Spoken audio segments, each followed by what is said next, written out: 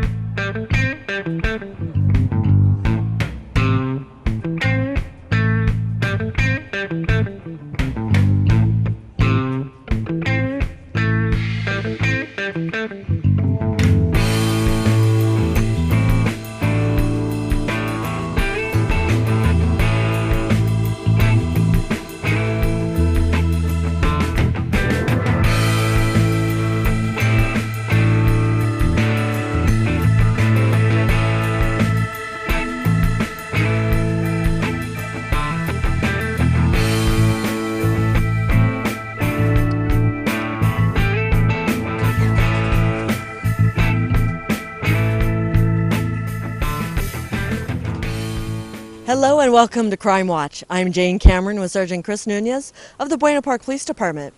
Sergeant NUNEZ, we've talked about 911 calls in the past, and it's something that the police department considers to be serious when someone makes that 911 call.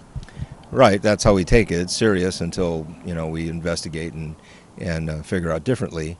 So the 911 call in this case was interesting. A male called 911 reporting that he may have committed a murder or had killed someone. So of course that piqued everyone's interest, and several units started responding this way. Officer HERST, you were one of the officers that responded on this. When you're going to a call like this, what are you thinking about? Well, you start thinking about the severity of the incident, severity of the crime alleged. You start thinking about manpower and resources, and you start thinking about how to contain the area. So you start setting up officers as they're responding to try to contain the area, like I said, so that way if that subject did commit that crime or the incident is what it is, then we can actually attempt to take the person into custody for it. So that's what we heard on the radio, was that officers were going into the back and there were officers coming up to the front. And that's why there were so many officers here? Yes, and that way as well. I mean, if the person does become combative, and heaven forbid, then we have enough resources and officers here to safely take that person into custody without injuring that person or us. Well, obviously you didn't take anybody away. What actually happened here? The subject suffers from a mental illness and believed that he had committed that crime and hurt somebody. So he called and turned himself in, basically. However, we were able to get the family members and the Orange County Mental Health on board with us as well, and got him off to the hospital so he can be seen by doctors. Sergeant Nunez, it's really not that unusual, is it, to meet people in the field who have some type of a mental illness and need help? Well, unfortunately, it's probably more common than people realize. In this case, though, he was with family members, and they are aware of his mental illness. He is on medication for this illness, and the mother was telling me that he had actually been hospitalized for a week and was just released yesterday. So she was concerned that she believed he wasn't ready to be released, and for folks that have these chronic type of mental illness where they struggle, with being able to stabilize themselves while on medication, unfortunately, is a difficult cyclic problem and challenge for the patient and for their families. And for law enforcement, you have to be able to understand that there is that degree of mental illness that affects your responses and the calls you go on.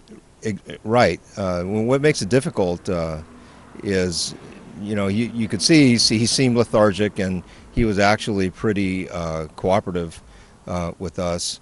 But the mother was explaining that when he interacts with her or with his grandmother, that he can actually get physical, and that's what started this most recent hospitalization. He got upset and was acting out at home. So the adult male that was here was actually his grandfather, and evidently the boy responds fine to his grandfather. So I would take it that the officers that are responding have to keep in mind that even though somebody is acting lethargic, because they're mentally ill, you don't know how their behavior is going to change. Right. There was really no crime that we were investigating here once we eliminated the initial call. So we kind of switch gears and we go into managing and working through a medical aid call, which is what this is. So because he was a juvenile, by the way, he was a teenager. So because he was already in the care of his family, his mom and his grandparents, working with them and having some discussion with them, the decision was made that they would actually take him to a local area hospital. And while we were here, the mom was already on the phone with mental health. So they'll all meet up at the hospital, and he'll get the medication he needs, and we'll get stabilized.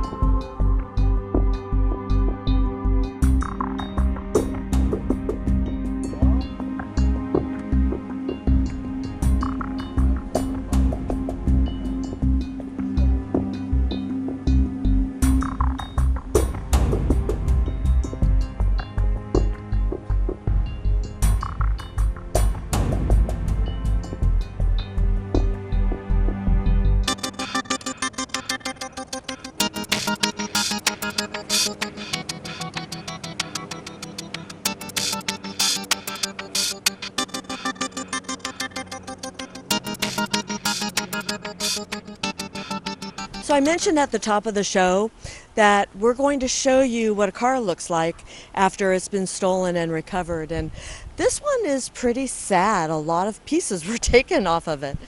Yeah, it was probably stolen for the parts, and maybe even just for transportation from one place to another. That occurs quite regularly, and then the vehicles are just left abandoned someplace. More than likely, that's the case with this car. So, Sean, you're the police services aide that was assigned to this call. Was there anybody around the car when you showed up? No, when I showed up, there was no one around the car. We got a call out here saying someone dumped the car here, and I came out to recover it. So what is the process now since you've found the car? But what I'll do now is I'll do a CHP 180, which is basically a form that shows that we're recovering the vehicle. After that, we'll have it processed by CSI. Once that's done, we'll call the registered owner of the vehicle, and he'll come out and pick his car up. Are you sure they can pick it up? Well, they could have it towed to their house, or yeah. Is this unusual to see a car in this condition that's been recovered? no, it's not unusual, but we do recover cars that are in all conditions. Some cars are in fine condition, drivable, and in those cases, like what Sean said, we can actually get a hold of the owner if they're local and let them know where the vehicle is, and we meet them there and go through the paperwork, release the car back to them. Sean, give me a running list of what you've found has been taken or stripped off this vehicle. Well, what's stripped off is they took the hood off. They also took both the headlights out and the center console in the inside of the vehicle. So the steering wheel's still there, right? Yeah, it's still there. It's crazy to see a car like this. I mean, it's really kind of sad, and I'm not even the owner. Yeah. Believe it or not, the Hondas for many, many years, Toyotas as well, are among the most commonly stolen vehicles, and usually it's for parts. So, the parts will get pieced out, and they'll use those parts on other cars, and what's left gets discarded or abandoned. So, like what Sean said, we'll have CSI process the car. So there's an agreement within Orange County. If a vehicle is stolen within Orange County, all police departments agree that we'll do our best to make sure that the vehicle is processed for fingerprints, DNA evidence, or any other type of evidence that we can find in the vehicle, so that we can use that potential evidence to ultimately solve a crime, as to who stole the car, who was in possession of the stolen car. So it's a legal thing. There's kind of two different crimes there. Why is an officer on this call as well if Sean is taking the report? Well, for one, this is a fairly high crime area. There's a lot of activity in this area, and on a stolen vehicle, oftentimes there are other crimes related to that stolen vehicle. So Sean's capable of recovering the vehicle, but the officer just kind of oversees, just to make sure that there's nothing else beyond what we're seeing, an abandoned stolen car. So we'll assign an officer to those calls as well. But the actual mechanics of the paperwork and whatnot, Sean mentioned the CHP 180. That refers to a commonly used form. It's actually used statewide. It's a CHP form, and those are used whenever a vehicle is stored or impounded. So the form calls for specific information and particular places on the form. So when that data is inputted into the system, it triggers a number of things. It checks like vehicle history, and that's how we discover the owner and so on. So the system statewide there's an actual letter that gets sent to the registered owner of the car to let them know that where the car is being stored at. So those folks out there who have actually had this unfortunate experience when had their car stolen, they know what I'm talking about. So in addition to that, what we do here is actually make a phone call to the owner, to the registered owner of the car. So that way that we can kind of get a jump on that notification, and they can make arrangements sooner so that the vehicle doesn't sit in impounds, racking up fees for storage and so on. This vehicle is obvious that it's been stripped, but quite often you see a car sitting on your street for a while, it's not moving. Is that something you should call the police department about, just in case it could be a stolen that isn't damaged, like you mentioned? Right. A lot of times cars are stolen and haven't been reported yet. So they are stolen, but they're not inputted into the computer system, so other officers don't know that they're stolen. So if it's a suspicious car, we can do a check on the plate and find out where the vehicle's registered to, the address, and depending on circumstances, maybe we reach out and try to find the owner of the car. And we find a lot of stolen cars that way that are not yet reported in the stolen vehicle system. So you need the community to be the eyes, because I'm sure the people that live around here saw this car, but it may be a little while before a police officer would drive by. Sure. Well, actually, we're in this area quite a bit, and the vehicle is likely put here by someone that that lives nearby. So there's that, and because this is an alley and just the general location, being that there's a higher incidence of police response here, I'm not surprised that the car was left abandoned here in this alley. Hi, I'm Corey Sianez, your police chief. With the recent events in San Bernardino and in Paris, it demonstrates the importance of sharing the "If you see something, say something" campaign with the residents here in Buena Park. Buena Park is a great place to live and work. Let's keep it safe by being aware of our surroundings, using good common sense, and reporting questionable objects or activity to the proper law enforcement authorities. This means if you see something, you gotta say something. An alert public can play a huge role in keeping our community safe. How can you determine questionable activities? You know your surroundings better than anyone, and no one else can spot something odd or out of place better than you can. Sometimes it's just your instincts that tell you that something just isn't right, something is out of place. When this is the case, pick up the phone and report it to your local authorities. It's okay if it turns out to be nothing. It's better to err on the side of caution. And remember, don't take any direct action yourself. Don't confront anyone.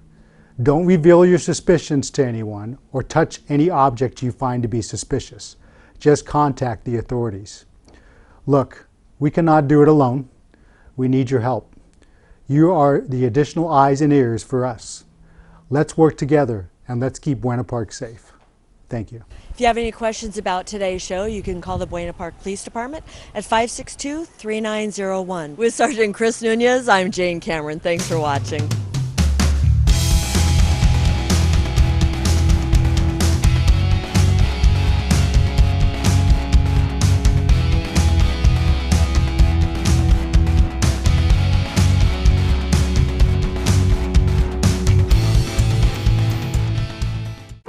Be sure to like us on the official City of Buena Park Facebook page and follow us on Twitter.